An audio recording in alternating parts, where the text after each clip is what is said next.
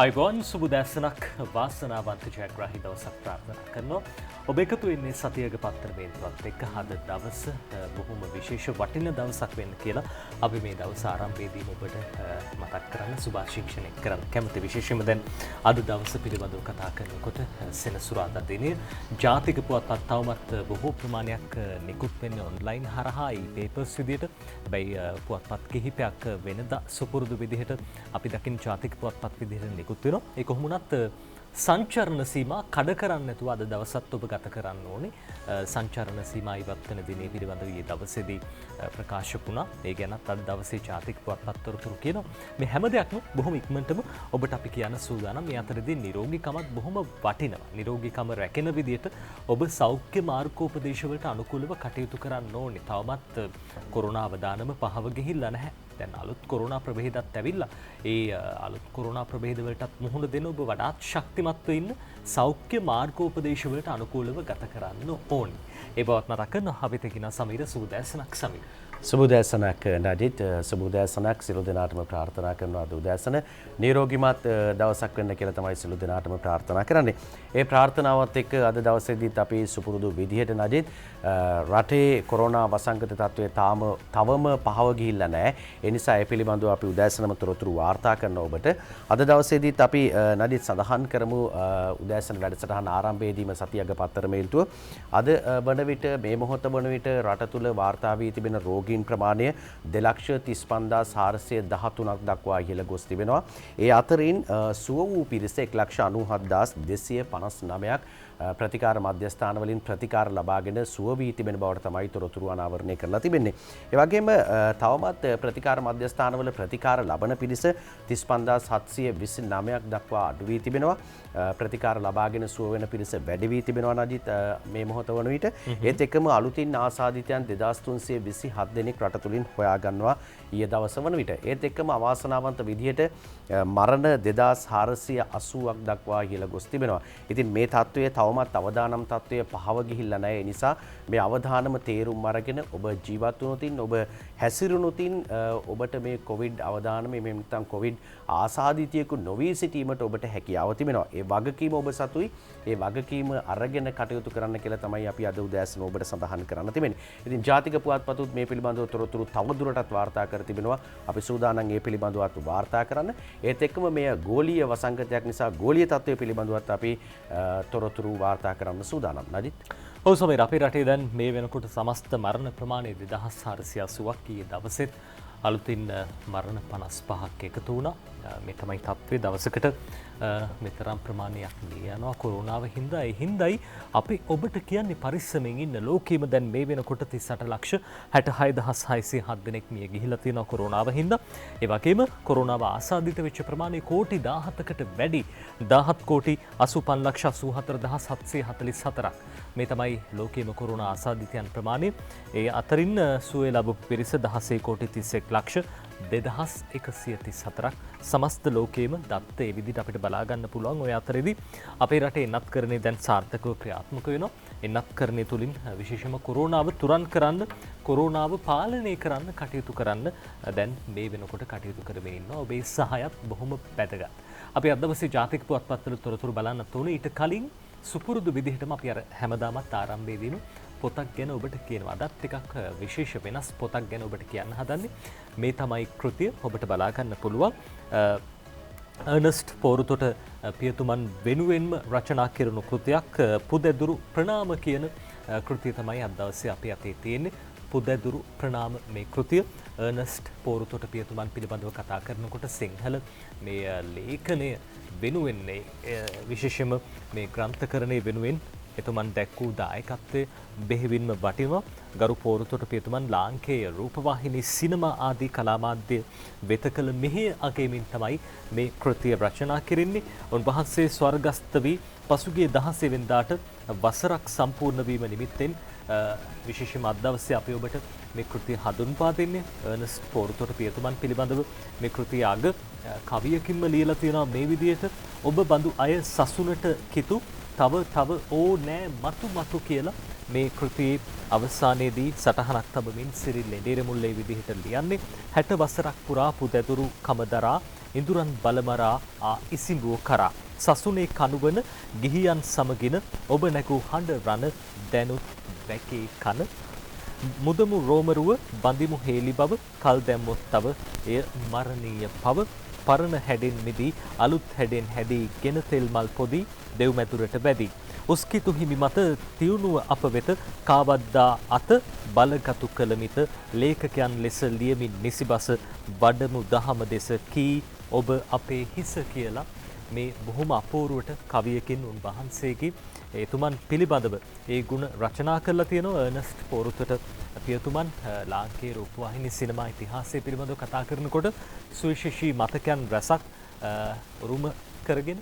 සමාජයට බොහොම වැඩදායී ඒ කතෝලික හිමිනමක් විදිහට කටයුතු කරපු කෙනෙක් විදිහට අපිට හඳුන්වන්න පුළුවන් උන්වහන්සේගේ පූජක දිවියට 2017 පෙබරවාරි 2 වෙනිදා 60 වසරක් සපිරුණා. ඒ සම්පූර්ණ වීම නිමිත්තෙන් මේ කෘතිය රචනා කෙරෙන්නේ. ඒ වගේම 16 වෙනිදාට උන්වහන්සේ ස්වර්ගස්ත වෙලා වසරක කාලයකට ගත වෙනවා. එතුමන් පිළිබඳව මතකය නැවත නැවතත් ආවර්ජනය කරන කෘතියක් විදිහට අපිට පුදදුරු ප්‍රනාම මේ ග්‍රන්ථය හඳුන්වන්න පුළුවන්. ගොඩගේ කිතුණු පොත් ව්‍යාපෘති යටතේ තමයි මේ කෘතිය එළි දකින්නේ. අපි සූදානම් අද දවසේ පත්තර සිරස්තල බලන්න.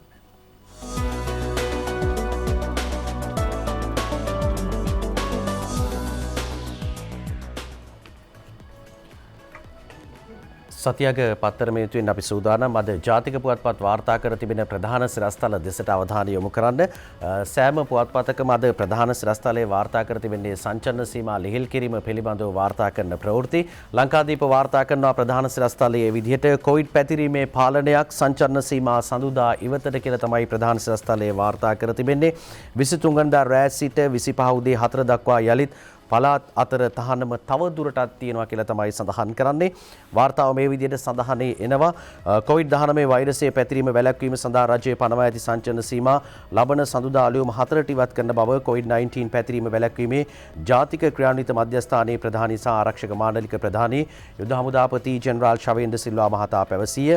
එම සංචලන සීමා එනම් දින 3කට පසු ලබන බදාදා රාත්‍රී 10ට යලි පනවා 25 වෙනිදා අලුයම 4 දක්වා ක්‍රියාත්මක කරන බවත් යුද හමුදාපතිවරයා සඳහන් කළා කියලා තමයි ප්‍රවෘත්තිය වාර්තා කර තිබෙන්නේ. ඒ ලංකාදීප වාර්තා කර තිබෙන ප්‍රධාන සිරස්තලය සංචලන සීමා පිළිබඳව තමයි තොරතුරු වාර්තා කරන්නේ. නජිත් 21 වෙනිදා සංචලන සීමා ඉවත් කරන්නට නියමිතව තිබෙනවා. ඒ අනුව සංචලන සීමා යලි 25 වෙනිදා උදෑසන තමයි ඉවත් කරන්න කටයුතු කරනවා කියලා සඳහන් කර තිබෙන්නේ. ඒ කියන්නේ 21 ඉවත් කළා නැවතත් 25 වෙනිදා ඉවත් කරන සූදානම් 23 වෙනිදා පනවලානේ. ඔව් ඒ විදිහට තමයි ප්‍රවෘත්ති වාර්තා කර තිබෙන්නේ. ඊ දවසේ මේ පිළිබඳව විශේෂයෙන්ම යුද හමුදාපතිතුමා සඳහන් කළා සංචලන සීමා ඉවත් කරන්නේ කවදාද 14 වෙනිදා ඉවත් කරන්න තමයි මුලින් තීරණය කරලා තිබුණේ. ඊට පස්සේ දික් කිරීමක් සිදු වුණා. දීර්ඝ කළා. ඒ 21 වෙනිදා දක්වා තමයි දීර්ඝ කළේ. ඒ අනුව 21 වෙනිදා සංචලන සීමා ඉවත් කරන බවට තමයි දැන් තොරතුරු ලැබෙමින් තිබෙන්නේ. මේ පිළිබඳව අපි දැක්ක ඊ දවසේ ජනාධිපතිතුමාත් විශේෂයෙන් සඳහන් කළා අපිට මේ පිළිබඳවත් පසුව වාර්තා කරන්න පුළුවන්කම ලැබෙනවා නජි. ඔව් පැහැදිලිවම අද දවසේ ජාතික පුවත්පත්වල සිරස්තල බලමින් ඉන්න අතරදී අද ඩේලි නිවුස් පුවත්පතේ ප්‍රධාන සිරස්තලයේ වෙන්වෙන්නේත් මේ කාරණාවට travel restrictions to be relaxed from June 21st. ජුනි මාසේ 21 වෙනිදා ඒ කියන්නේ සඳුදා ඉඳන් මේ සංචරණ සීමා ඉවත් කරන්නට ඊ දවසේදී අනුමැතිය ලැබුණා කියන කාරණාව ජනාධිපතිතුමන්ගේ ප්‍රධානත්වයෙන් පැවැත්වෙච්ච විශේෂ හමුවකදී තමයි මේ පිළිබඳව දැනුම් දෙන්නේ. එහෙත් සංචරණ සීමා ඉවත් කළත් පළාත් අතර ගමනාගමනයේ inter provincial travel curbs to remain මේ ඉදිරියටත් පළාත් අතර සංචරණය තහනම් කරලා තියෙන පළාත් අතර ගමන් කරන්න බැහැ. ඒ වගේම තවදුරටත් මේ තොරතුරු වාර්තා කරන permission for last rights of non-COVID death within 24 hours මේ විශේෂයෙන්ම කොරෝනා නොවන මරණයක් සිද්ධ වුණාම පැය 24ක් ඇතුළත අවසන් කටයුතු සිද්ධ කරන්න ඕන කියන කාරණාව සඳහන් වෙන්නේ. permission for last right of non-COVID deaths within 24 hours. no public gathering permitted. මේ කිසිදු මහජන එක්රැස්වීමකට අවසර හිමි වන්නේ නැහැ කියන කාරණාවත් අද දවසේ ඩේලි නිවුස් පුවත්පත ওই විදිහට සඳහන් කරනවා. අපි යනවා දිනමින වාර්තා කර තිබෙන ප්‍රධාන සිරස්තලයේ දෙසට අවධානය යොමු කරන්නට. දිනමින වාර්තා කරනවා ප්‍රධාන සිරස්තලයෙන් රට ඇරියත් පළාත් අතර ගමන් බැහැ ඒකරාශී වීම තහනම් කියලා තමයි සිරස්තලයේ වාර්තා කර තිබෙන්නේ. කොවිඩ් නොවන බන්නවල අවසන් කටයුතු පැය 24ක් තුල ජනපතිගෙන් නිලධාරීන්ට උපදෙස් ලැබී තිබෙන බවට තොරතුරු අනාවරණය කරනවා. ජනතාව ඒකරාශී වන අවස්ථාවන්ට අදාළව පනවා ඇති නීති තවදුරටත් ඒ ආකාරයෙන්ම ක්‍රියාත්මක කරන අතර රාජ්‍ය සහ පෞද්ගලික යන දෙයන්ශයේම ආයතන සීමිත සේවක සංඛ්‍යාවක් යටතේ පවත්වාගෙන යාමට ආයතන ප්‍රධානීන් වග බලාගත යුතු බවත් සියලු වෙළඳ සහ ආර්ථික මෙහෙයුම් අවම පිරිසකගේ සහභාගීත්වයෙන් කිරීමේ අවශ්‍යතාවයත් ජනාධිපතිතුමා අවධාරණය කරලා තිබෙනවා. ඒ වගේම ඇතැම් මරණ පෙබරවාරි 6 වෙනිදා ඉඳලා 11 දක්වා මාස 4ක කාල සීමාව තුළ සිදු වූ බවත් මරණ සහතිකද නිකුත් කර තිබූ බවටද අනාවරණය වීමත් ඇතැම් මරණ පිළිබඳ තොරතුරු දෙවතාවක් සඳහන් වී ඇති බවත් සොයාගෙන තියෙනවා කියලා තමයි මේ ප්‍රවෘත්තිය වාර්තා කර තිබෙන්නේ. මේ පිළිබඳව ජනාධිපතිතුමා ඊයේ දවසේදී බුද්ධ්‍යාංශ වලින් වාර්තාවක් ලබාගෙන තිබුණා. මේ පිළිබඳව වාර්තා කරලා තිබුණ තොරතුරුත් එක්ක තමයි සංචලන සීමා 14 වෙනිදාන් පස්සේ 21 වෙනිදා දක්වා දීර්ඝ කරන්න උණ ප්‍රවෘත්තියත් ජනාධිපතිතුමා මේ සමගම සඳහන් කරන ආකාරය අපි දැක්කා. අපි යනවා මේ ප්‍රවෘත්තියත් එක්කම රට ඇරියත් පළාත් අතර ගමන් බැහැ කියලා තමයි දිනමින පුවත්පතේ ප්‍රධාන සිරස්තලයේ විදිහට වාර්තා කර තිබුණේ නජි. අද දෙවිනත් කියන්නේ මේ කතාව ගැන ප්‍රධාන සිරස්තලයේ ජනපතිගෙන් උපදෙස් සංචාරන සීමා සඳුදා ලිහිල් වෙයි. ඒත් පළාත් අතර යන්න බැහැ 23 වෙනිදා රෑ සිට 25 වෙනිදා දක්වා පමණක් යලි සීමා. ඇතැම් කොවිඩ් මරණ දෙපාරක් සටහන් වෙලා සෙනග එක්රැස්වීම් නවත්තන්න පැන වූ නීතිය හිම්මමයි.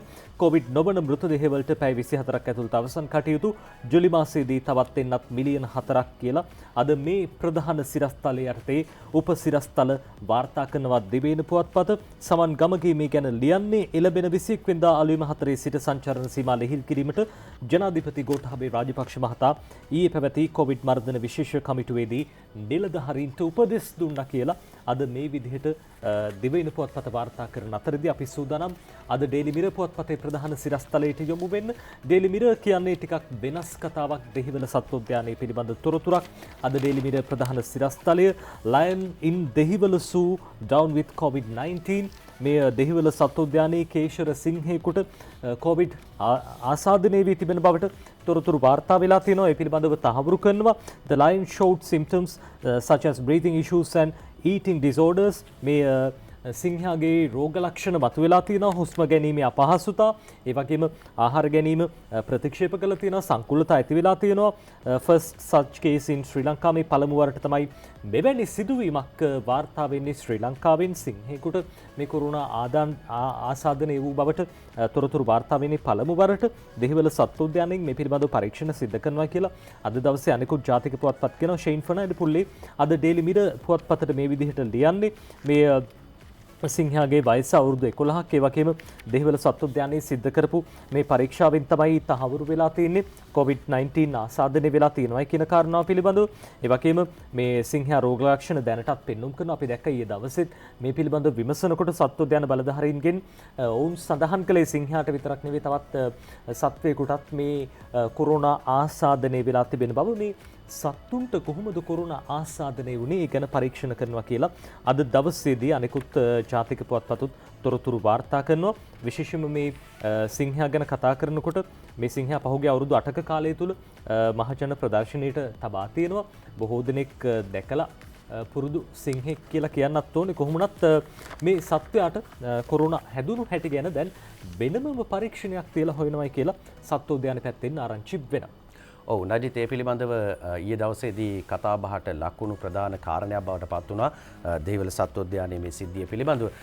සිංහයාට කොවිඩ් කියන කාරණය අද ලංකාදීප පුවත්පතත් වාර්තා කරන ඇතුළු පිටුවක සිරස්තලයක් දෙසට අපි අවධානය යොමු කරනවා. දෙහිවල සිංහයාට කොවිඩ් හැදුනේ වැඩබිම් සේවකයන්ගෙන් දැයි සැක මතුවී තිබෙනවා කියලා රාජ්‍ය අමාත්‍ය විමලවීර දිසානායක මහතා සඳහන් කරන කාරණයට ඉඩකඩ ලැබෙන්නේ.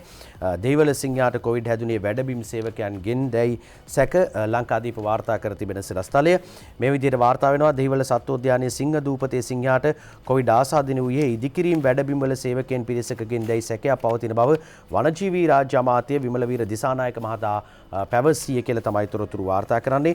මේ අනුව ඉදිකිරීම් වැඩබිම්වල කටයුතු ආරක්ෂක පියවරක් ලෙස తాවකාලිකව නැවැත්වීමට පියවරගත් බවත් ඔහු සඳහන් කරනවා. බාහිර සේවකයෝ පිරිසක් මේ ඉදිකිරීම් වැඩබිම්වල සේවයේ යෙදී ඉඳලා තියෙනවා.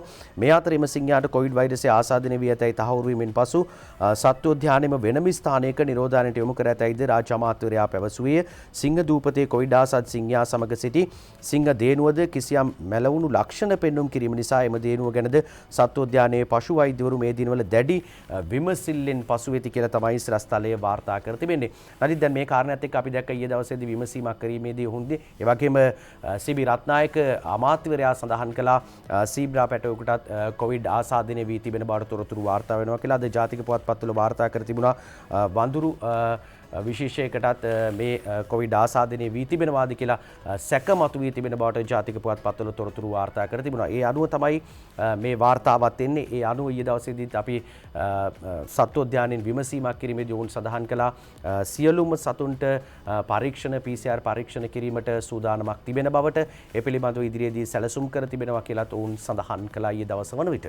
අර ගැටලුවක් තියෙන සමීර දැන් මිනිස්සුන්ට රටේ ඉන්න ජනතාවට PCR පරීක්ෂණ කරන්න පහසුකම් ඒ තාක්ෂණයේ පුරුද්ද තිබ්බට දැන් සත්තුන්ට PCR කරන එකට අලුත් දෙයක්. මේ ගැන විශේෂයෙන්ම අධ්‍යයනය කරලා ඒ පිළිබඳව කටයුතු කරනවා කියලා ඊයේ දවසේ අපිට තොරතුරු දැනගන්න හම්බුණා. ඔය අතරේ දිවයිනත් කියනවා අද දවසේ සිංහයාට කොවිඩ් බව තහවුරුයි. ආචාර්ය ඩිලානේ සතර සිංහ මේ ගැන කියන්නේ. අද දිවයිනේ ගැන ওই විදිහට ලියනවා. දෙහිවල ජාතික සත්වෝද්‍යානයේ වෙසෙන සිංහෙකු සඳහා සිදු කරන ලද PCR පරීක්ෂණයකින් එම සත්‍යයට COVID-19 රෝගය ආසාදනය වී ඇති බවට තහවුරු කර ගන්නා ලද බව පේරාදෙණිය විශ්වවිද්‍යාලයේ පශු වෛද්‍ය පීඨයේ පශු මූලික විද්‍යාංශයේ අනුක ජීව විද්‍යා පෝෂණ ජෛව විද්‍යා රසායනාගාරයේ ජ්‍යෙෂ්ඨ කතිකාචාර්ය ආචාර්ය ඩිලානේ සතරසිංහ මහත්මයා කිව්වා කියලා. ඒ අතරදී සත්තුවත් සිංහයාට කොවිඩ් හැදුණු හැටි සොයයි කියලා තවත් සිරස්තලයක් වාර්තා කරනවා.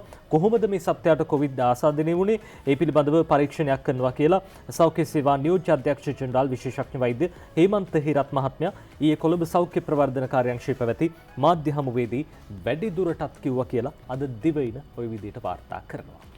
මේ අතරේ තමයි නඩි දැන් රට තුළ එන්නත් කරන වැඩසටහනක් සිදු වෙමින් පවතිනවා. එන්නත් කරණය සිදු කරගත යුතු කියලා තමයි බොහෝ දෙනෙක් සඳහන් කරන්නේ. එන්නත් කරණය මගහරින්න එපා. ඔබට ලැබෙන පළවෙනි අවස්ථාවේ මේ ප්‍රයෝජනෙ ලබා ගන්න කියලා තමයි සඳහන් කරන්න තිබෙන්නේ. ඊයේ අපි දැක්කා නිලිකා මල්විගේ මහාචාර්යවරිය සඳහන් කර තිබුණා නඩිත් විශේෂයෙන්ම එන්නත් ලබා ගැනීමත් එක්ක අලුත් ප්‍රභේද කීපයක් රට තුලින් මතුවෙමින් තිබුණා. ඩෙල්ටා ප්‍රභේදයේ හමු වීමත් එක්ක මෙය ඉක්මනින් පැතිර යාමේ අවධානමක් තිබෙනවා කියලා රට තුල විශේෂඥ වෛද්‍යවරු පවා සඳහන් කර තිබුණා. ඒ නිසා විශේෂයෙන්ම මේ පිළිබඳව තොරතුරු වාර්තා වෙමින් තිබෙනවා. දැන් එන්නත් කරණේ රට තුල දෛනිකව සිදු වෙමින් තිබෙනවා. එන්නත් කරණේ සඳහා විශාල පිරිසකගේ උනන්දුවකුත් තිබෙනවා රට තුල. ඒකත් එක්කම දැන් අපිට පුළුවන් මේ වාර්තාව පිළිබඳව අවධානය යොමු කරන්නට. එන්නත් තව ලක්ෂ 40ක් ලබන මාසේ රට තුලට ලැබෙන බවට තමයි තොරතුරු වාර්තා වන්නේ. කොවිඩ් මර්ධන එන්නත් මාත්‍රා තවත් ලක්ෂ 40ක් ලබන මාසයේදී මෙරටට ලැබීමට නියමිතව ඇතැයි රාජ්‍ය ඖෂධ නීතික සංස්ථාවේ සභාපති වෛද්‍ය ප්‍රසන්න ගුණසේන මහතා පැවසිය කියලා තමයි සඳහන් කරන්නේ. මේ අනුව ඉදිරි කාලයේදී වැඩි පිරිසකට කොරෝනා මර්ධනයත් ලබා දීමේ හැකියාව පවතින බවත් ඔහු ප්‍රකාශ කරනවා. ගුණසේන මහතා මේ පිළිබඳව සඳහන් කළේ ජනාධිපති ගෝඨාභය රාජපක්ෂ මහතාගේ ප්‍රධානත්වයෙන් ජනාධිපති කාර්යාලයේදී ඊයේ පෙරවරුවේ පැවති කොවිඩ් මර්ධන විශේෂ කමිටු රැස්වීමේදී කියලා තමයි සඳහන් කරන්නේ. මෙරට එන්නත් කරන වැඩපිළිවෙල සඳහා කොරෝනා මර්ධනයත් මාත්‍රා ලක්ෂ 40 පමණ දැනට ගෙන්වා ඇතැයි ප්‍රසන්න ගුණසේන මහතා පැවසුවේ කියලා තමයි මේ තොරතුරු වාර්තා කර තිබෙන්නේ. නජිත් එන්නත් තවත් ලක්ෂ 40ක් ලබන මාසේ වන විට රට තුළට ලැබෙනවා. දැනටත් එන්නත් වර්ග 3ක් රට තුළ එන්නත් කරන්නේ සඳහා භාවිතා කරමින් තිබෙනවා. අපි දැක්කා කොවිෂීල්ඩ් එන්නත, සයිනෝෆාර්ම් එන්නත සහ ස්පුට්නික් V එන්නත රට තුළ භාවිතා කරමින් තිබෙනවා. අද දවස් වන විට දිස්ත්‍රික් කිහිපයක එන්නත් කරන වැඩසටහන ආරම්භ කර තිබෙන බවට ආරම්භ කිරීමට නියමිත බවට තමයි තොරතුරු වාර්තා වන්නේ. ඔය අතර සමීර දැන් රටේම එන්නත් කරන වැඩපිළිවෙල බොහොම සාර්ථකව ක්‍රියාත්මක වෙනවා. දැන් මේ වෙනකොට මිලියන 3.1 ලක්ෂ 31කට වැඩි පිරිසක් එන්නත් කරණය සිද්ධ කරගෙන තියෙනවා කියන කාරණාව අද Daily News පුවත්පත මේ විදිහට ලියනවා. Over 3.1 million Lankans receive COVID-19 jabs කියලා. Over 3.1 million Lankans receive COVID-19 jabs. දැන් මේ වෙනකොට 31,40,256 දෙනෙක් කොරෝනා සම්බන්ධයෙන් මොන යම් හෝ එන්නතක් ලබාගෙන තියෙනවා කියලා මේ විදිහට Daily News පුවත්පත වාර්තා කරනවා. ඊයේ දවසේ මහාචාර්ය නිලිකා මලවිගේ මහත්මිය සඳහන් කළා මේ ඕනම එන්නතක් දැනට පවතින කොරෝනා වසංගත ඕනම ප්‍රභේදයක් සඳහා ගැලපෙනවා කියලා. අපි ඊයේ දවසේ ඔබට කිව්වා මේ ගැන මේ විදිහට. වෛරසය අඳුනා ගන්න වේරියන්ට් එක ක්‍රම දෙකක් තියෙනවා. එකක් තමයි මේ සීක්වෙන්සින් පරීක්ෂණ. එකක් තමයි විශේෂිත PCR කට්ටල මගිනුත් මේක හඳුනා ගන්නට පුළුවන්. ඒ නිසා අපි ඉදිරියේ තීරණය කරනවා සීක්වෙන්සින් කරලා යාන පරීක්ෂණ කරලා හොයාගන්න මොන ස්ථානවලද විශේෂිත PCR කට්ටල අපි ලබාගෙන ඒකනුත් අපි අදහස් කරනවා මේ යාන වෙනස්වීමක් තියෙනවා ඒක හඳුනා ගන්නට. මෙම ඩෙල්ටා ප්‍රභේදය හැදෙන අයට වෙනදට වඩා වැඩිපුර දරුණු රෝග ඇති වෙන්න පුළුවන් කියන එක මූලික පරීක්ෂණ වලින් පෙන්වු කළා තියෙනවා. ඇල්ෆාද, බීටාද, ගැමාද, ඩෙල්ටාද දරුණු ප්‍රභේද 4ක් තිබුණාට දැනට තියෙන සෑම කොවිඩ් එන්නතක්ම මෙම ඕනෑම ප්‍රභේදයකින් දරුණු රෝග තත්ත්වයට පත්වීම එහෙම නැත්නම් මිය යාමේ හැකියාව ඉතාමත්ම සාර්ථක ලෙස මට පවත්වනවා. සමීර මහාචාර්ය නිල්ලිකා මලවිගේ මහත්මියට ඔය විදිහට කියන්න සිද්ධ වෙන්නේ දැන් බොහෝ දෙනෙක් බය වෙලා ඉන්නවා ඉන්දියානු ප්‍රභේදය නැත්තම් මේ ඩෙල්ටා ප්‍රභේදයේ කොරෝනා වසංගත තත්ත්වයක් දැන් අපේ රටින් වාර්තා වෙනවා 5 දෙනෙක් හම්බ වෙලා තිනවා ආසාදිතයන්. ඒ අතරින් 3 දෙනෙක් සුව වෙලා නිවෙස් වලට ගිහිල්ලා තියෙනවා. තව දෙන්නෙක්ට ඒ ආසාදිත තත්ත්වේ තියෙනවා. මේ ප්‍රභේදයට මේ එන්නත් ගැළපෙයිද කියන කාරණා පිළිබඳව බොහෝ දෙනෙක්ට බයක් සැකක් තිබ්බා. ඒ බය සැක නැති කරන්න තමයි එතුමිය කටයුතු කළේ. ඔය අතරේ අද දවසේ දිවයින පුවත්පත කියනවා ඉන්දියානු ප්‍රභේදය ආසාදිතයෙකු එළියට ගියොත් දෙදෙනෙකුට බෝ වෙනවා කියලා. අද මේ විදිහට දෙවෙනයි ගැන කියන්නේ රෝග ලක්ෂණත් වෙනස් කියලා තියෙනවා. එංගලන්ත පර්යේෂකයෝ මේ පිළිබඳව හෙළි කරලා තියෙන්නේ. අද දිවයින ලියනවා. ඒමන්ති මාර්බේ මේ ගැන කියන්නේ දැනට ලොව වේගෙන් පැතිර යන මාරාන්තික කොරෝනා වෛරස් ප්‍රභේදය ලෙස සැලකෙන ඉන්දියානු ඩෙල්ටා ප්‍රභේදය ආසාදනය වූ අයෙකු එලි මහනට ගිය විට එකවර පහසුවෙන් තවත් 6 දිනකට පමණ වෛරසය පැතිරවීමේ හැකියාව පවතින බව එංගලන්ත වෛද්‍ය පර්යේෂකයන් විසින් අනාවරණය කරගෙන තිබේ කියලා. දැන් මේ තත්ත්වය බොහොම භයානකයි. දැන් මේ ආසාදිතයෙක් එළියට ගියොත් ඒ ආසාදිතයාගෙන් විශේෂයෙන්ම 6 දිනකට විතර හැදෙන්න පුළුවන්. ළඟ හිටියොත් ආසන්නයේම හිටියොත් ඉතින් අනිවාර්යෙන් දෙන්නෙක්ටවත් බෝ වෙනවා කියලා තමයි මේ විදිහට කියන්නේ. සමාවෙන්න ඕනේ 6 දිනකට කියලා සිරස්තලයේ සටහන් වෙන්නේ. 6 දිනකට බෝ වෙන්න පුළුවන් කියන කාරණාව ඔවුන් සඳහන් කරන තරුණයෙකුට මේ වෛරස් ප්‍රභේදය ආසාදනය වූ විට එය නරක් වූ සෙම්ප්‍රතිශ්‍යාවක්සේ දිස්වන අතර වෛරසයේ රෝග ලක්ෂණ පිළිබඳව බලධාරීන් විසින් ජනතාව නිවැරදි ලෙස දැනුවත් නොකළහොත් ඔවුන් නොසලකා හැරීමට ඉඩ ඇති බව එංගලන්ත මහාචාර්ය ටිම් ස්පෙක්ටර් කියයි. මේ වන විට ඩෙල්ටා ප්‍රභේදය ඉන්දියාවේ පැතිර ගොස් ඇති අතර එම වෛරස් ප්‍රභේදයට වඩා හාත්පසින්ම වෙනස් ලෙස හැසිරෙන්න පටන්ගෙන තිබෙන බව පෙන්වා දෙන මහාචාර්ය ස්පෙක්ටර් හඳුන්වා දී ඇති උපාංගයක් කරහා ඩෙල්ටා වෛරස් ප්‍රභේදය පිළිබඳ ලෝපුරා මිලියන 4කට අධික පිරිසකගෙන් රැස් කරගත් තොරතුරු වලින් මේ බව අනාවරණය කරගෙන තියෙනවා කියලා වැඩිදුරටත් කියනවා. 6 දිනකට විතර හැදෙන්න පුළුවන් මේ ඉන්දියානු ප්‍රභේදයේ ආසාදිතයෙක් එළියට ගියොත් එහෙම. ඔය අතරේ රාජ්‍ය අමාත්‍යතුමන් මහාචාර්ය චන්න ජයසුමන මහත්මයා ඒ ගැන මේ විදිහට කියනවා ඉන්දියානු ප්‍රභේදය ආපු හැටි සොයන්න පරීක්ෂණ දිගටම සිද්ධ කරනවා කියලා මේ විදිහට මහාචාර්ය චන්න ජයසුමන රාජ්‍ය අමාත්‍යතුමන් සඳහන් කරනවා. දීවරයන්ගේ PCR වැඩි කළා කියලා එතුමන් සඳහන් කරනවා. ඩෙල්ටා ඉන්දිය කොවිඩ් ප්‍රභේදයේ පැතිරීම සම්බන්ධයෙන් පරීක්ෂණ සිදු කරන අතරේදීම අවදානමක් ඇති මුහුදුබඩ ප්‍රදේශවල සිටින දීවර ප්‍රජාවගේ මෙන්ම කොළඹ ප්‍රදේශයේ ඉන්න ජනතාවගේ අහඹු PCR පරීක්ෂණ සිදු කරන බව රාජ්‍ය අමාත්‍ය මහාචාර්ය චන්න ජයසුමන මහත්මයා ඊයේ පැවැත්වෙච්ච මාධ්‍ය හමුවේදී කිව්වා. පැතිර යන ඩෙල්ටා ඉන්දිය කොවිඩ් ප්‍රභේදය පිළිබඳව මාධ්‍යවේදී නැසූ ප්‍රශ්නයකට පිළිතුරු දෙමින් ඒ මහත්මයා වැඩිදුරටත් මේ විදිහට කියලා තියෙනවා. වෛද්‍ය විශේෂඥයන් පෙන්වා දුන් කාරණයක් තමයි එක්ක මේ ප්‍රභේදයේ විදේශිකින් පැමිණෙන්න ඕනේ. ඒ වගේම ඉතා සුළු සම්භාවිතාවක් තියෙනවා මේ වෙනකොට පැතිර යන ප්‍රභේදයේ විකෘතියක් ශ්‍රී ලංකාව තුළ සිදු වෙලාද කියලා.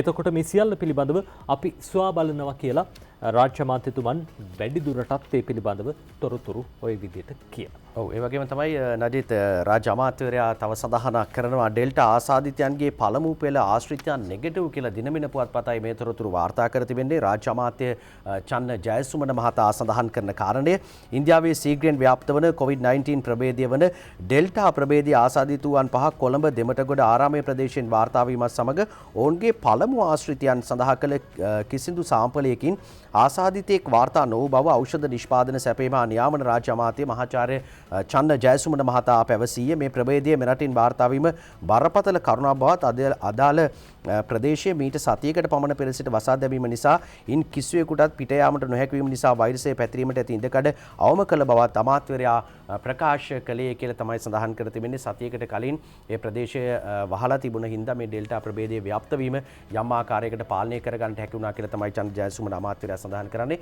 ආශ්‍රිතයෝ කීප දෙනෙකුටම පරීක්ෂණ කළා තිබෙනවා. ඒ ආශ්‍රිතයෝ වාසනාවට නඩි සියලුම දෙනා නෙගටිව් කියලා තමයි පරීක්ෂණ වාර්තාවලින් තොරතුරු ලැබිලා තියෙන්නේ. අද වාර්තා කරන ප්‍රවෘත්ති අතර අතරේ තවත් කතාවක් තමයි මුවාවරණය වෙනුවට මුහුණු පලිහක් පැළඳීම කොවිඩ් වලට අතවැඳීමක් කියලා කියන කතාව දිනමිනයි වාර්තා කර තිබෙන්නේ.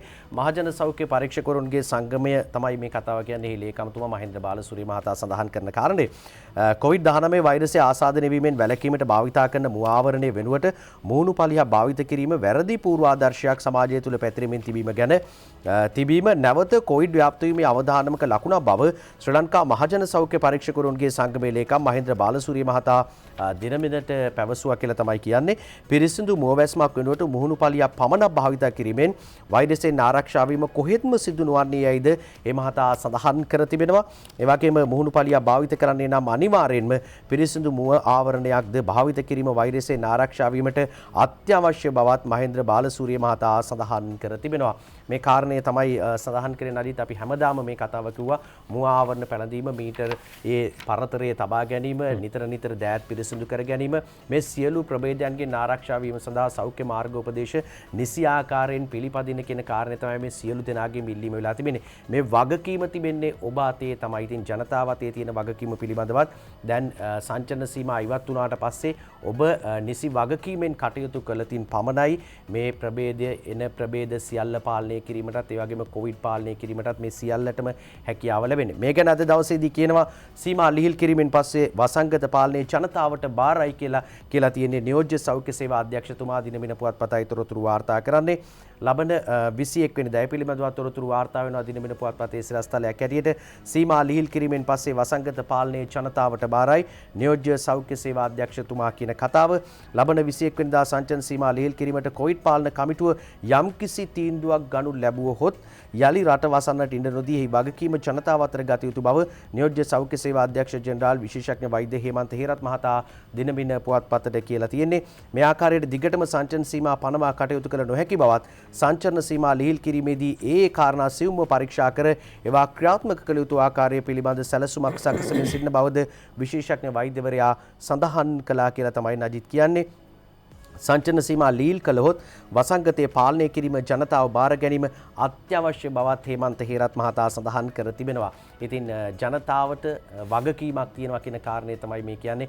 කොයිතරම් සෞඛ්‍යාංශ ආරක්ෂකාංශ ඒ වගේම රජය මේ සියලු දෙනාම මැදිහත් වෙලා කටයුතු කළත් ඔබ වගකීම් විරහිතව කටයුතු කළතින් මේ සියලුම පාලනය කරන දේවල් යලි විනාශ වෙන්න ඉඩ කඩ තිබෙනවා. ඒ නිසා ඔබ වගකීම බාර අරගෙන කටයුතු කරන්න කියලා තමයි අපිටත් කියන්න තියෙන්නේ. ඒ සංචාරණ සීමා ඉවත් කළාට පස්සේ හැබැයි දැන් සංචාරණ සීමා තියෙනකොට ජනතාව කොහොමද ඉන්නේ? ඩේලි නිවුස් පුවත්පතේ අද ප්‍රධාන ඡායාරූපය ඔබට බලන්න හැකියාව තියෙනවා. මේ පිටකොටුව ප්‍රදේශයෙන් නෙවෙයි මේ පෑලියගොඩ මැනින් වෙළඳපොළ වෙළඳපොලේ තත්ත්වය දැන් මේ වෙනකොට සිල්ලර සහ තොග වෙළඳාමට මැනින් වෙළඳපොළ විවෘත වෙලා තියෙන මේ බලන්න ජනතාව විශාල වශයෙන් ඒක රාශි වෙලා ඉන්නවා. මීටරේ පරතරේ තියෙනවද කියන කාරණාව පිළිබඳව ටිකක් අවධානයෙන් ඉන්න ඕනේ. දැන් සංචාරණ සීමා තියෙනකොට මෙහෙමනම් සංචාරණ සීමා ඉවත් කළාම කොහොම වෙයිද? ඒ ගැනත් අපි හිතන්න ඕනේ ටිකක්. සංචාරණ සීමා ඉවත් කළා කියලා ඔබ නිදැල්ලේ මේ මාස්ක් එක නැත්තම් මුව ආවරණේ පාවිච්චි කරන්නේ නැතුව මීටර දෙකේ පරතරේ තියාගන්න නැතුව කටයුතු කළොත් නැවතත් ඉතින් කොරෝනා ඩෙල්ටා ප්‍රභේදය නෙමෙයි කොරෝනා ගැමා ප්‍රභේදය වුණත් එන්න හැකියාව තියෙනවා. ඒ හින්දා විමසිලිමත්ව පරීක්ෂාවෙන් හැම වෙලාවෙම කටයුතු කරන්න ඕනේ. ඒ බවත් මතක් කරන අපේ ඡායාරූපය දුටුවහම ඔබට අනිවාර්යෙන්ම පෙන්විය යුතු නිසා අද දවසේ ඒ විදිහට පෙන්වුවේ ඩේලි නිවුස් පුවත්පතේ ප්‍රධාන ඡායාරූපය. මේ දේවල් පරිස්සමෙන් කරන්න ඕන කියන කාරණාව නැවත නැවතත් අපි මතක් කරනවා. ඒ අතරදී අද දිවයින පුවත්පත කියන කාරණාවක් මේ රට විවෘත කරන හැටි ගැන මේ වෛද්‍ය සංගමේ සඳහන් කරලා තිබ්බා. ඊයේ දවසේත් අපි දැක්ක ජනාධිපතිතුමන් වෙත මේ පිළිබඳව ඔවුන්ගේ සංගමයේ සභාපතිතුමන් මේ පිළිබඳව සඳහන් කරනවා. වසංගත රෝගාංශය ගැන 7-5ක විශ්වාසයක් නැහැ.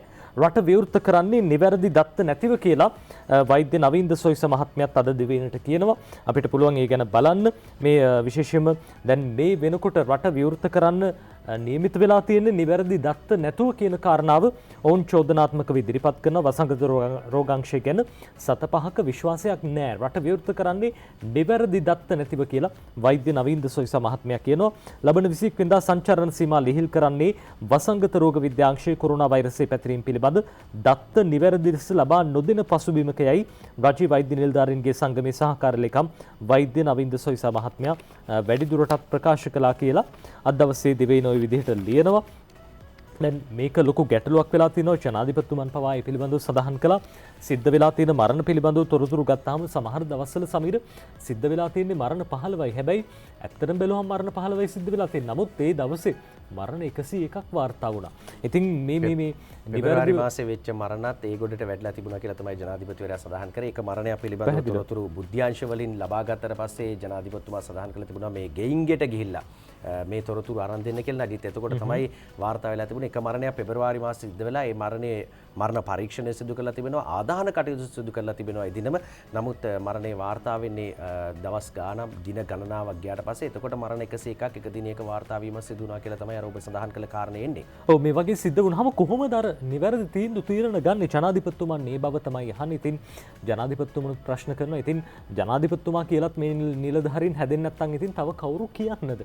අපිටත් තියෙන ප්‍රශ්නේ ඒක තමයි. කොහොමුණත් අද දවසේ ලංකාදීපේ වාර්තා කරන තොරතුරක් දැන් අපි මීට පෙරත් සඳහන් කළා. දැන් කොවිඩ් නොවන ආසාදිතයෙකු මිය ගොත් මොකද කරන්න කියලා. ඔව් ඒ පිළිබඳව ලංකාදීප වාර්තා කරන්නේ මේ විදිහට අද දවසේදී කොවිඩ් නොවන මරණත් පැය 24න් අවසන් කටයුතු කියන සිරස්තල යටතේ ජනපතිගෙන් සෞඛ්‍ය ප්‍රධානීන්ට උපදෙස් ලැබී තිබෙනවා කියලා තමයි වාර්තා වෙන්නේ. කොවිඩ් නොවන හේතු මත මිය යන පුද්ගලයන්ගේ අවසන් කටයුතු පැය 24ක් ඇතුළත සිදු කිරීමට අනුමැතිය දෙන්නයි ජනාධිපති ගෝඨාභය රාජපක්ෂ මහතා සෞඛ්‍යාංශ ප්‍රධානීන්ට ඊයේ උපදෙස් ලබා දීලා තිබෙනවා. කොවිඩ් මරණ පිළිබඳ වාර්තාවල බරපතල අඩුපාඩු දක්නට තිබූ බවත් පසුගිය 11 වෙනිදා මරණ 101ක් වාර්තා කළ දේ 15ක් වශයෙන් නිවැරදි යුතු බව ජනාධිපතිවරයා පෙන්වා දෙනවා. කොවිඩ් නොවන හේතු මත මිය යන පුද්ගලයන්ගේ අවසන් කටයුතු PCR පරීක්ෂණ වැනි දේ නිසා ප්‍රමාද වන බවට බොහෝ දෙනෙකුගෙන් චෝදනා එල්ල වී ඇති බවත් මියගිය අයගේ පවුල් වල අයට මේ හේතුවෙන් මුහුණ දීමට සිදු ඇති ආර්ථික සහ දැඩි අපහසුතා සැලකිල්ලටගෙන ජනාධිපතිවරයා මෙම තීරණය ගෙන ඇති බව ජනාධිපති ලේකම් කාර්යාලය පවසනවා කියලා කියනවා. ජනාධිපතිවරයා මෙසේ උපදෙස් දී තිබෙන්නේ කොවිඩ් මර්ධන විශේෂ කමිටුව ජනාධිපති කාර්යාලයේදී ඊයේ පෙරවරු ඒ රැස්වුණු අවස්ථාවේදී මේ අතර කොවිඩ් මරණ සම්බන්ධයෙන් දත්ත සැපීමේදී ඒවා නිවැරදි විය යුතු බවත් ජනාධිපතිවරයා පෙන්වා දී තිබෙනවා. මේ තමයි තත්ත්වය. කොවිඩ් නොවන මරණත් පැය 24න් අවසන් කටයුතු කරන්න කියලා තමයි ජනාධිපතිතුමාගෙන් උපදෙස් ලැබෙන්නේ. ජනාධිපතිතුමා කියපු දේත් බලන්න ඊට කලින් තව එක ප්‍රවෘත්තියක් කියන්නම්. ඒ තමයි දිවයින පුවත්පත අද කියනවා මේ සංචාරන සීමා ASCII මගුල් පාටි දාලා 5 දෙනෙක් අත්අඩංගුවට අරගත්තා කියලා. මීට කලින් අපි දැක්ක බර්ත්ඩේ පාටි දානවා. දැන් මගුල් පාටිත් තියලා 5 දෙනෙක් අත්අඩංගුවට අරගෙන තියෙනවා. ප්‍රදීප් ප්‍රසන්න සමරකෝන් සංචාරන සීමා පනවා තිබෙන මොහොතක නිරෝධායන නීති උල්ලංඝනය කරමින් කල්පිටිය කන්දකුලී ප්‍රදේශීය මංගල සාදයකට සහභාගී වූ 5 දෙනෙක් පෙරේදා රාත්‍රියේ අත්අඩංගුවට ගත් බව කල්පිටිය පොලිසිය පවසයි කියලා. ඉතින් දැන් සංචාරන සීමා තියෙනකොට මෙහෙමනම් අපි කලින් කිව්වා වගේම සංචාරන සීමා ඉවත් කළාම ඔබ නිදැල්ලේ නිදහසේ ගත කරන්න එපා. මේ දේවල් කොරෝනා ව්‍යාප්ත වෙන්න හේතු වෙනවා. ඒ අතරදී ඊයේ දවසේදී ජනාධිපතිතුමා මොනවද කිව්වේ? අපි බලමු. 14 වනදා ඉවත් කිරීමට නියමිතව තිබූ සංචරණ සීමා මෙලෙස නැවත 21 වනදා දක්වා දීර්ඝ කිරීමට රජය තීරණය කළේ ජුනි මාස 11 වනදා කොරෝනා මරණ 101ක් වාර්තා වීමත් සමගයි.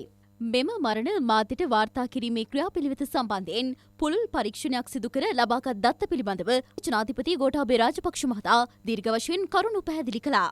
14 වෙනිදා අරින්න හිටියා. එතකොට එක පාරටම 11 වෙනිදා මේ 101 දෙනෙක් මැරුණා කියලා ආවා. දැන් මේක ඇහුවම හැමෝම බය වෙනවනේ. බුද්ධ්‍යාංශයට කිව්වා ගෙයින් ගෙට ගිහිල්ලා මට මේක හරියට ඇනලයිස් කරලා දෙන්න කියලා. දැන් ජූනි 11 මැරුණයි කිව්වනම් 10 වෙනිදා රාත්‍රී 12 ඉඳලා 11 වෙනිදා රාත්‍රී 12 වෙනකන් ජූනි 11 වාර්තා කරන්න ඕන. මෙදාට වාර්තා කරන පළවෙනි එක්කෙනා මැරලා තියෙන්නේ පෙබරවාරි මාසේ 6 වෙනිදා. ආදාහනය කළා තියෙනවා පෙබරවාරි මාසේ 6 වෙනිදාම. එයාට මරණ සහතිකයකුත් දීලා තියෙනවා. ඊළඟ එක්කෙනා අවුරුදු 67යි. මෙයා හෝමගම එක්කෙනෙක්. මෙයා මරණයට පත් වෙලා තියෙන්නේ අප්‍රේල් මාසේ 1 වෙනිදා. වාර්තා කරන්නේ ජූනි 11 වෙනිදා. මේ 101ට ඉන්න එක්කෙනෙක්. 9 වෙනි පුද්ගලයාත් 10 වෙනි පුද්ගලයාත් එක්කෙනා. ඒකත් මේ 101ට අයිති. මම මේක බැලුවට දැන් එක්ස්පර්ට්ලා දන්නේ නැහනේ. ටීවී එකට ඇනලයිස් කරන එක්ස්පර්ට්ලා මේක දන්නේ නැහැ. දැන් මම මේක කිව්වා මේක පහුගිය හරි තැන් වලට දාන්න. අඩු කරන්න නෙමෙයි. එතකොට හරි විදියකට අපිට දත්ත එනවා. දැන් එහෙම කරාම ඒ charts දෙකේ වෙනසක් තියෙනවා. ඔය වාර්තා කරන විදිය. මැයිවල 9යි මෙහෙම ඇවිල්ලා 40යි 47 54 67 101 62 130. ඉතින් මේක දිහා බලවමයි මේවා හරි විදියට මේ 101 ඒවා හරි විදියට දැම්මම 67 ඒවා හරි විදියට දැම්මම මෙන්න බලන්න තියෙන chart එක.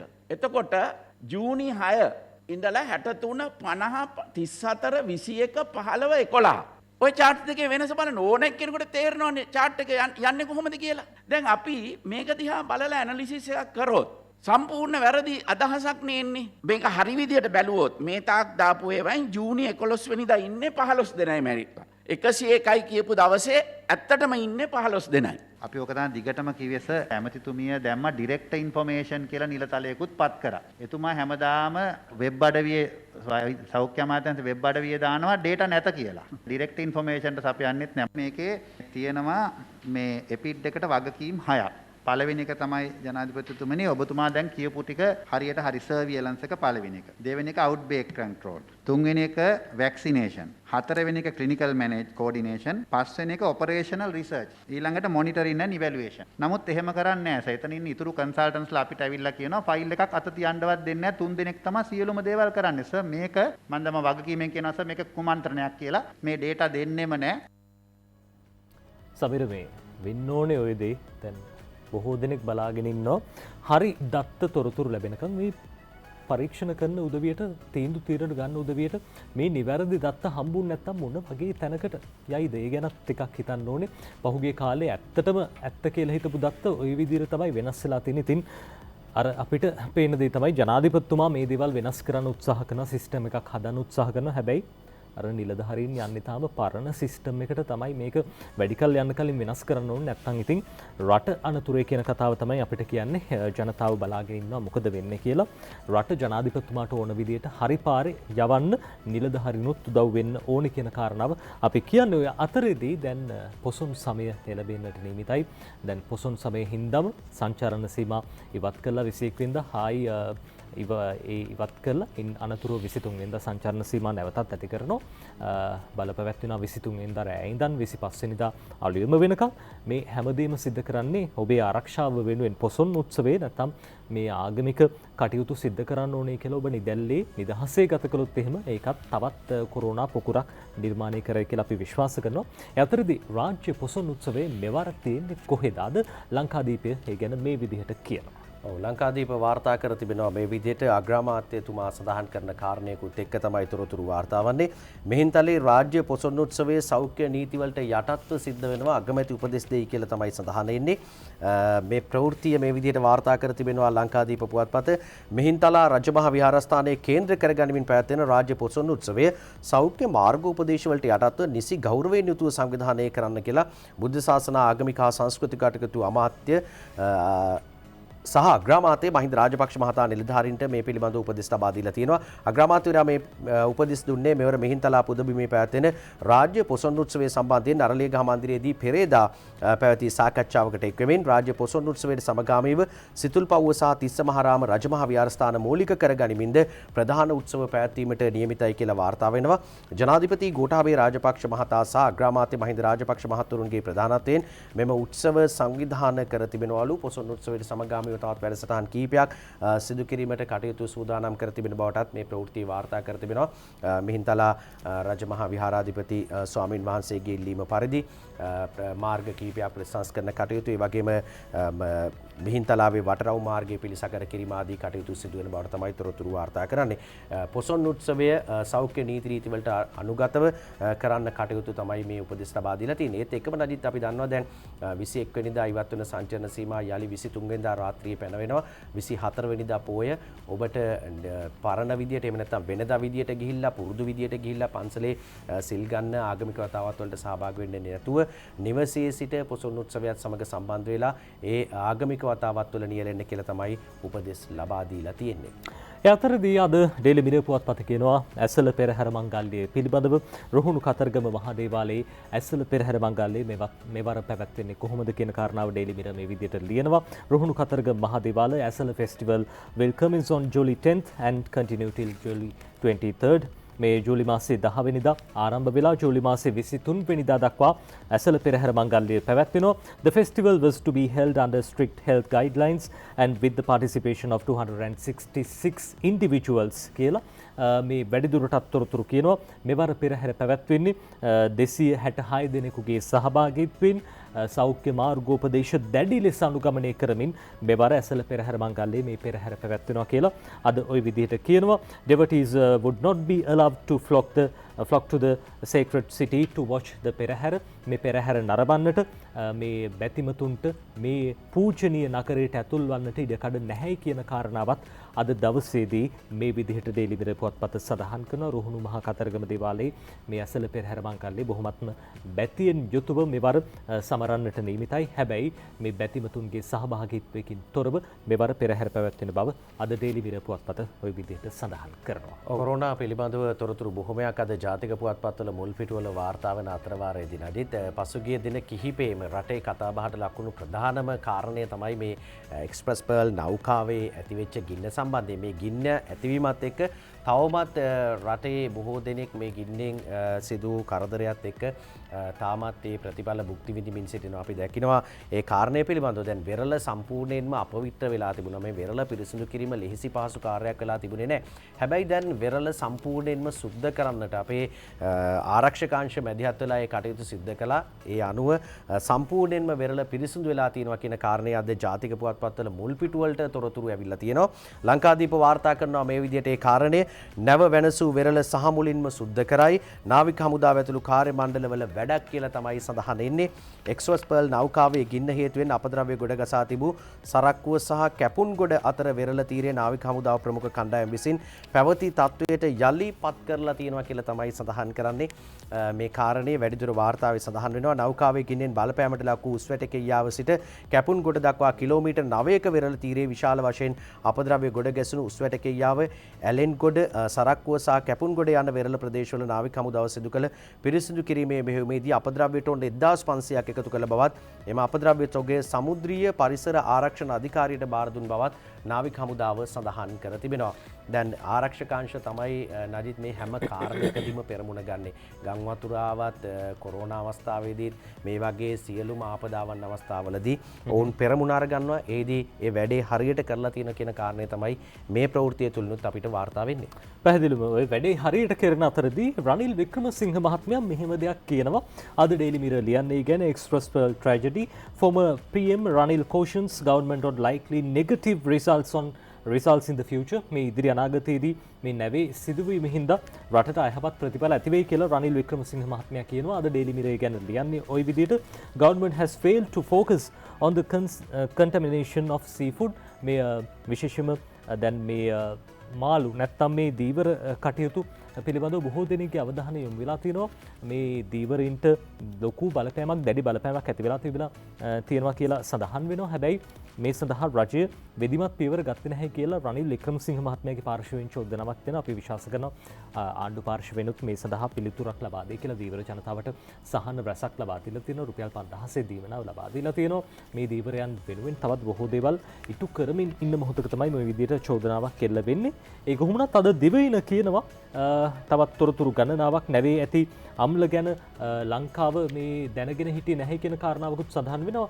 අද ඒ පිළිබඳව දිනමින පුවත්පත ওই විදිහට තොරතුරු කියන්නේ නැවේ ඇති අම්ල ගැන ආණ්ඩුව අවධානය යොමු කර නැහැ කියලා රනිල් වික්‍රමසිංහ මහත්මයාගේ පාර්ශවයෙන් චෝදනාවක් දෙනවා. සමීර අපිට පුළුවන් ඒ ගැන විස්තර කියන්න. ඔව් නජිත් ඒ පිළිබඳව මේ විදිහට තමයි රනිල් වික්‍රමසිංහ මහතා සඳහන් කර තිබෙන්නේ. නැවේ ඇති අම්ල ගැන ආණ්ඩුව අවධානය යොමු කරලා නැහැ කියන සිරස්තලයේ යටතේ වාර්තා වෙන්නේ. ගිනිගත් MV එක්ස්ප්‍රස් පර්ල් නෞකාවේ තිබූ සාන්ද්‍ර අම්ල මුහුදු ජලයට තවමත් එක් වී නැතිවත් ඉදිරියේදී ඒවයින් මත්ස්‍ය සම්පතට විය හැකි හානිය පිළිබඳ ආණ්ඩුව කිසිදු අවධානයක් යොමු කර නැතයි එක්සත් ජාතික පක්ෂ නායක සහ හිටපු අග්‍රාමාත්‍ය රනිල් වික්‍රමසිංහ මහතා පැවසියේ කියලා තමයි සඳහන් කර තිබෙන්නේ. රනිල් වික්‍රමසිංහ මහතා සඳහන් කරන කාරණයක් අද ජාතික පුවත්පත්වල දිනමින පුවත්පතේ ඇවිල්ලා තියෙන තොරතුර. දැන් නජිත් රනිල් වික්‍රමසිංහ මහතා පාර්ලිමේන්තුවට යන්නත් ආසන්නයි. පාර්ලිමේන්තුවට යාම සඳහා ඔහුගේ නම ගැසට් කරලා තිබෙනවා කියලා ඊයේ දවසේදී අපිට තොරතුරු වාර්තා වුණා. ඒ පිළිබඳවත් පුවත්පත්වල තොරතුරු අද දවසේ වාර්තා කර තිබෙනවා. ඔය අතරේ එක්ස්ප්‍රස් පර්ල් නෞකාව පිළිබඳව මේ පරීක්ෂණ කටයුතු පිළිබඳව තව දුරටත් වාර්තා කරනවා ඩේලි නිවුස් පුවත්පත. අද කියන express pearl incident UK assistant to mitigate damage to marine environment. මේ සමුද්‍රීය පරිසරයට සිද්ධ වෙලා තියෙන හානිය අවම කරන්න ඒ පිළිබඳව අධ්‍යයනය කරන්න ඉදිරියේදී UK සහය නැත්තම් එක්සත් රාජධානියේ සහාය ලබා ගන්නට සූදානමින් ඉන්නවා කියන කාරණාව අද මේ විදිහට ඩේලි නිවුස් පුවත්පත තොරතුරු වාර්තා කරමින් සඳහන් කරනවා. ඔය අතරදී අපිට හිතෙනවා මේ අපේ රටට නැව් වලින් අපලද කියලා. මීට පෙර අපි දැක්කා මීට පෙර නිව් ඩයමන්ඩ් නෞකාවේ සිදුවීම, ඊට පස්සේ එක්ස්ප්‍රස් පර්ල් නෞකාවේ සිද්ධවීම. දැන් වෙන්න ගිය අනතුරක් වළක්ව ගන්න හැකියාවක් ලැබිලා තියෙනවා. ඒ තමයි ඩෙවෝන් අනතුර. ඩෙවෝන් කියලා නෞකාවක් අපේ කොළඹ වරායට ඇවිල්ලා තියෙනවා. කොහොමවත් කොළඹ වරායේ ඉඳන් ඉන්දියාවේ හල්සියා වරාය වෙත යාත්‍රා කරමින් තිබියදී මේ ඩෙවෝන් වරායේ ඉන්ධන කාන්දුවක් සිද්ධ වෙලා කියලා අද මේ විදිහට දෙවයින පුවත්පත කියනවා. ඩෙවෝන් අනතුරෙන් ලංකාව ගැලවෙයි කියලා කීර්ති වර්ණකුල සූරිය ලියන්නේ. කොළඹ වරායේ සිට ඉන්දියාවේ හල්සියා වරාය වෙත යාත්‍රා කරමින් තිබූ ඩෙවෝන් නැමැති බහලුම් නැවේ තෙල් ටැංකියකින් තෙල් ටොන් 10ක් බෙන්ගාල බොක්කේදී කාන්දු බීමක් අනාවරණය වෙලා තියෙනවා කියලා. දැන් මේක කොළඹ වරාය ආශ්‍රිත ප්‍රදේශය වුණා නම් සිද්ධ වෙන හානිය මොන තරම් දරුණු හානියක් වෙන්න තිබ්බද. හැබැයි ඒ හානිය වැළකීලා තියෙනවා. ඒ අනතුරින් අපේ රට මිදිලා තියෙන බෙන්ගාල බුක්කාශ්‍රිත ප්‍රදේශයේදී තමයි මේ නෞකාවේ ඉන්ධන කාන්දුව සිද්ධ වෙලා තියෙන්නේ. අද දිවයින ওই විදිහට කියනකොට යතරේදී මේ සමීර විශේෂයෙන්ම දැන් කිරිපිටි මිල සම්බන්ධයෙන්ුත් අද දවසේ දෙවයින පුවත්පත තොරතුරක් වාර්තා කරනවා. අපිට පුළුවන් අවධානය යොමු කරන්න මේ පිළිබඳව. විශේෂයෙන් දැන් මේ වෙනකොට කිරිපිටි ගෑස් පිළිබඳව අරුබුදයක් නිර්මාණය වේදෝ කියලා බයෙන් ඉන්නවා. මේවැ ගණන් වැඩි වේද මිල වැඩි වේද සමාගම් ඉල්ලීම් කරලා තියෙනවා. මේවැ මිල වැඩි කරන්න. හැබැයි ඉතින් මේවා දැන් ඉස්සරහට වැඩි වේද නැද්ද කියන කාරණා මම හිතන්නේ අනිකුත් ජාතික පුවත්පත්ත් වාර්තා කරලා තිබ්බ දිනමින පුවත්පතේ ගැන කිව්වා. ඔව් දිනමිනත් වාර්තා කර තිබුණා නජිත් මේ පිළිබඳව සෑම පුවත්පතකම වාර්තා වෙනවා කිරිපිටි වැඩිවීම පිළිබඳව. නමුත් ලසන්ත අලගියවන්න රාජ්‍ය අමාත්‍යවරයා සඳහන් කර තිබුණේ මේ පිළිබඳව කිසිදු වැඩිවීමක් කරන්න ඉඩ ප්‍රස්තාවක් ලබා දෙන්නේ නැහැ. ඒ පිළිබඳව සාකච්ඡා කරමින් ඉන්නවා. ඒ සඳහා වැඩි කිරීමට අවස්ථාවක් ලබා දෙන්නේ නැහැ කියලා තමයි රාජ්‍ය අමාත්‍යවරයා වැඩිදුර තොරතුරු සඳහන් කර තිබුණේ.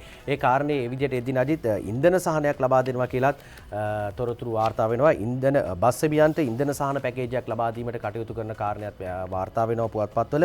අපි මේ පිළිබඳවත් කිරිපිටි කතාවෙන් පස්සේ අවධානය යොමු කරනවා. බස් සෙවියන්ට ඉන්ධන සහන පැකේජයක් ඉන්ධන මිල ඉහළ යාම හේතුවෙන් බස් සෙවියන් වෙත විශේෂ සහන පැකේජය හඳුන්වා දීමට කටයුතු කරන බව ප්‍රවාහන රාජ්‍ය අමාත්‍ය දිලුම් අමුණුකම මහතා සඳහන් කරනවා.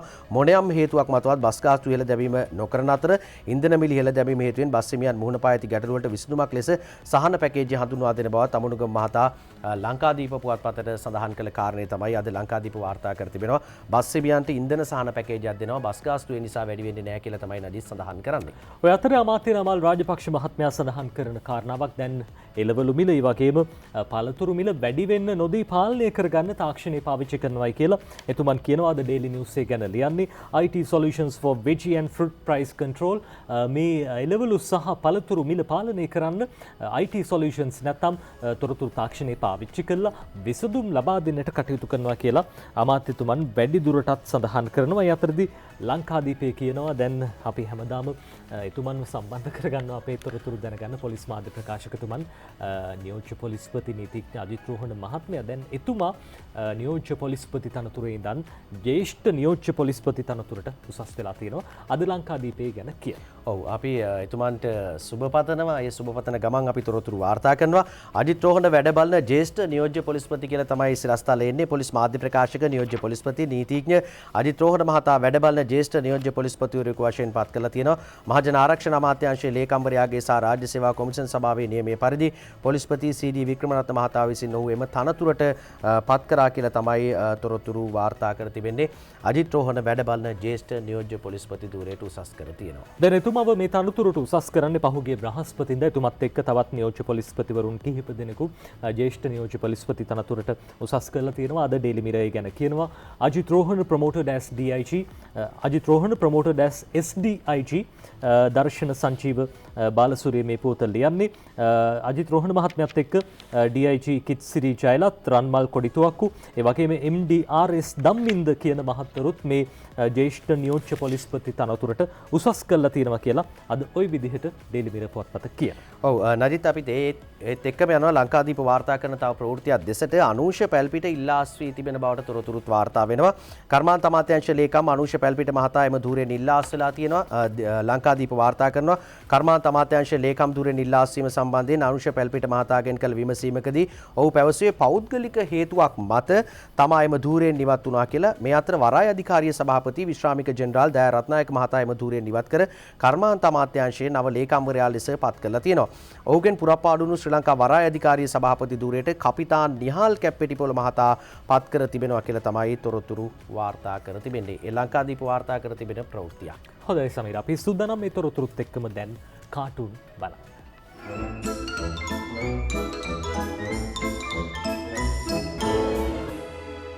අපි අපි කාටුන් ආරම්භ කරන්නේ අද දිවයින පුවත්පතේ චමෝද් පත්මශ්‍රීගේ ශ්‍රී සමයන් කාටුනින් බලන්න දෙන්නේ කතාවක්. මොනවාද මේ දෙන්න කතාව වෙන්නේ?